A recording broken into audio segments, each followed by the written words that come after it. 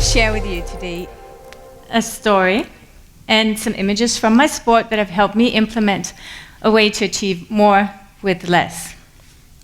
My more with less idea is a way to influence your own life, inspired by many ups and downs from my life with competitive skiing. I'm a former mogul skier and a freerider, and as you can see in this video, these sports are not about picking the easiest way. We get to pick our line, is what we call it, in a sometimes intimidating environment. Not like this. The terrain is our given, but the line is our own choice.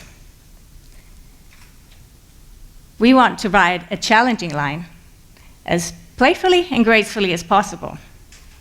We get rewarded for generating flow. We get rewarded for using obstacles and the terrain as occasions to play and to shine. Why not inspire? The way to master this is by letting go just enough to feel free to flow. Whether skiing or coaching or simply living life, this line and flow image has become my reminder how to better navigate and appreciate the bumps and rocks of life in general. My reminder how to influence the lines I pick in life. Don't worry about this bike. Finalist to say I brought it in so to warm up to this, for me, scary stage. The way we work with flow in skiing is by eliminating parasite movements that jeopardize our balance or create resistance. In order to catch that challenging line, we accept that we might lose the ideal position at times. So while we're training for excellence and perfection in the ideal position, really what we're learning are reflexes to get right back on track all the time. That's the physical part. That becomes our main source of confidence. You see, flow is also about confidence and trusting what you know, even if you can't see it from where you are. Some people think flow is just about letting go of control. That usually ends up breaking the flow of breaking nothing else. On the contrary, control is a way to facilitate flow. Control is what allows us to adjust to the challenges and use the terrain in a way so as to make accomplishments with no apparent effort. I think I first really understood this concept of flow after a lot of beating, when I finally made it to the very top of the World Cup. Yay. Number one, 1 month before the Olympics, the timing was perfect. I was not going to rest on the laurels. I was going to work even harder, right? I did feel some resistance in my body, but I was just going to push right through that. So the result was herniated discs in the lower back 1 month before the Olympics. Now, to me at the time, this was just a problem that had to be solved. And if I could just compete, I'd have my chance of a gold medal, right? I had finally learned the skills. I truly believed in this. So arriving at the Olympics, not having skied for 1 month, my coach and I decided to not worry about that part. I knew what I had to do. I'd done it before. I would just have to bite that paralyzing pain and compete. On the day, I played my cards. Instead of practicing, what we did was he drew the course for me on a piece of paper, and so I practiced lying on my bed. Paper, just like school, right? How hard can that be? I've solved I don't know how many differential equations to the nth power without having a clue what that looks like. So an abstract moguls course? I can do that, right? Well, anyways, I competed. I managed to make it to the finals. I even made the best jump score. Not surprisingly, some of those reflexes we talked about were missing. And I got out of my ideal position in the landing of a second jump, and I just didn't control the last bit as well as I would have normally done. I ended up 13th place, which today I'm proud of. Yay, I'm proud. But back then, this was a big disappointment. In hindsight, this could have been done way smarter. Not my performance per se, but that last preparation. At the time, though, I didn't know any other method to moving forward and achieving than just pushing it and forcing it and being even tougher. The price I paid might have been a gold medal, but really, I was lucky my drive didn't cost me more. To achieve goals, the most common focus seems to always be on drive. Right? We want more drive so we can achieve more things. The more, the better. We all know that drive gets things started, right? I get this all the time from my clients here. And can I just have some of your drive? My drive. My drive. I'm not always in a philosophical mode as today, so I'm thinking, my drive? Really? I mean, this is Monte Carlo, Monaco. I don't know if you've seen some of the cars that people drive around here. I have a bike. My drive? These are some of the most successful business people in the world. Of course, they have drive, but it might not always take them to the gym, but that's what I'm there for. So where does drive come from? Really, it's a kind of a potential energy inside us. We all have these driving forces to release that energy, like passion, purpose, and pressure. But sometimes, like you just heard in my Olympic story, more drive is just not the solution to achieving more. Like me on this bike, for example, I can put all my passion and purpose into pedaling, yeah, and keep pedaling harder and harder. Guess what? It's not going to make it move. You can trust me on that. I've tried many times, even being under pressure. I'm not saying drive is useless. I'm not saying give up when it gets hard. After all, that drive did take me to the very top of the World Cup. I mean, when I started mogul skiing, I was so far behind. I was always last. But I was passionate, really. I had to train like an insane, being from this country with no skiing, no mountains, where a bike passion instead would have probably made more sense. So I'm not saying drive is useless. I'm just saying be a little smarter when it gets harder.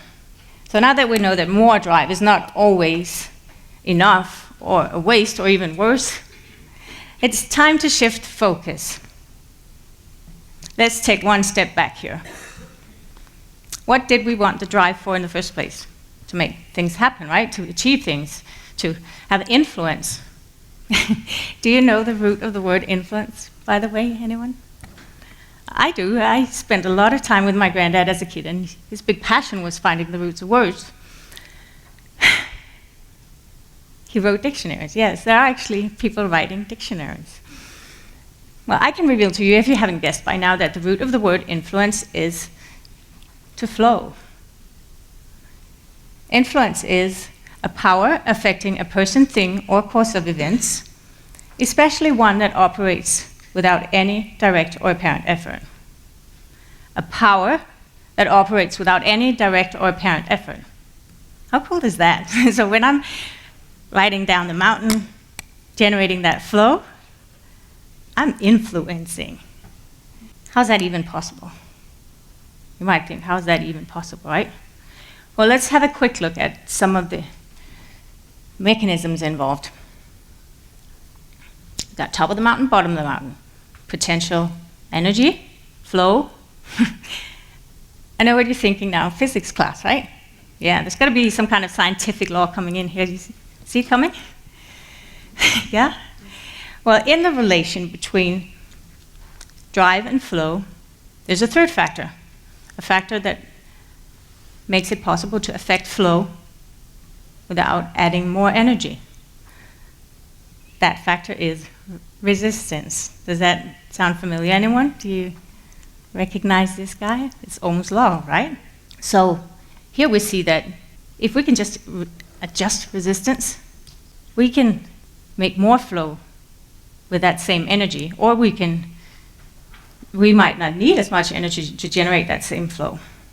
The way we can use this is we can optimize this way the use of that energy in that potential difference. Or you might think we're not always on top of a mountain trying to, being able to take advantage of that type of potential energy, but by definition, every time there's a difference in potential between 2 points, you have potential energy. So this could, for example, be between an actual situation and one you wish to see happen, to make optimal use of this energy, we can do just like in skiing and simply adjust resistance.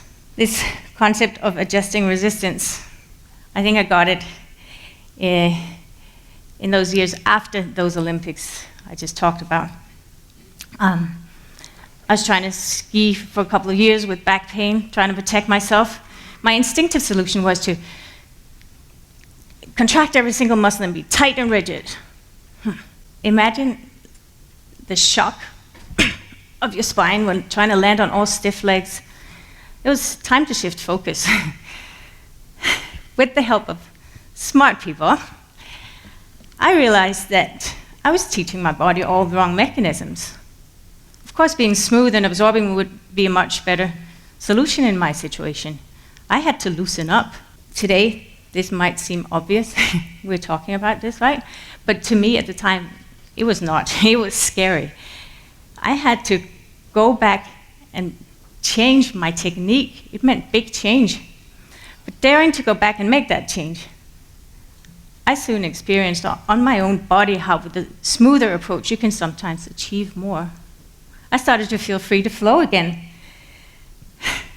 Instead of just resisting the beating. It's funny, 12 years after being doomed to stop skiing, I found myself flowing right into a second skiing career at the age of 39. So why did I tell you that? Well, no matter how strong you are, and I really was strong back then, if something is obstructing your flow and you just keep pushing harder, the obstructing part will not only cost you more energy, it will eventually do damage. That's not sustainable, right? To flow, we have to know when to contract and when to be smooth and absorbing. So does that really mean that we might be able to live life more effortlessly and still take those steps that we find so hard to take, the ones where we think, oh, we could just have a little more drive? You know what I mean, right? Taking that step out of the comfort zone, making that professional change, seizing that opportunity. Yes, that's exactly what it means. Gracefully and playfully. I have been way out of my comfort zone here today, but I found a solution to adjust my resistance and flow right onto this terrifying stage. I believe we as humans are meant to flow. Flow is the natural order of things. If we don't flow, we become like that water in front of a dam. Obstructed under pressure, we have no influence. And if we push too hard, we break down. We might break others on the way, like an avalanche. It's not sustainable. So the way to truly influence your life in a sustainable way, and the lines you pick, is by taking advantage of that force that operates without any direct or apparent effort, the power within flowing. So maybe bringing in this bike today wasn't the most obvious choice, but it helped me. And I made it here to share my idea. Try it out one time if you feel like you have to force it too much.